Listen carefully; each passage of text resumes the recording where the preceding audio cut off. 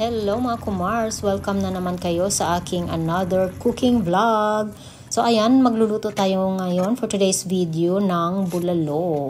At dahil nga malamig dito sa amin, kaya naisipan kong magluto ng bulalo para naman panlaban natin sa lamig yan, o diva. At napansin ko rin yan mga Mars, na parang ilang araw na rin akong nakakapanood ng mga bulalo cooking channels sa mga reels ninyo. Kaloka, puro bulalo ang nakikita ko, kaya nga naglaway ang inyong kumare. Kaya ayun, nagluto na rin ako ng bulalo, napaluto na rin ng hindi sa oras, o diva. Simpleng bulalo lang for today's video mga kumars. Chinese pechay, mais at bagyo beans lang inilagay natin dyan. At dahil nga wala tayong pressure cooker, so mag-antay-antay tayo, naglaga tayo ng medyo matagal-tagal. Inabot ng 1 hanggang 2 oras ang ating paglaga sa ating buto-buto mga Mars. Pero okay lang yan kasi mas masarap pag masyadong malambot ang karne, o diba? At ayan na nga mga Mars, simpleng bulalo lang ating ginawa. Nagpakulo lang tayo at nilagyan ko rin ng peppercorn habang siya ay nilalaga.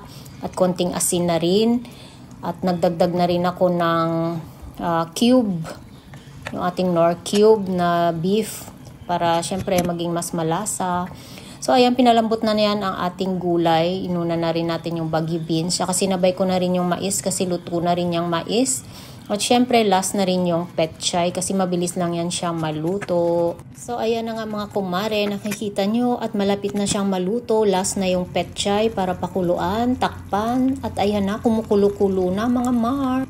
Ready na siyang higupin. Ayan. Thank you for watching. God bless. Bye.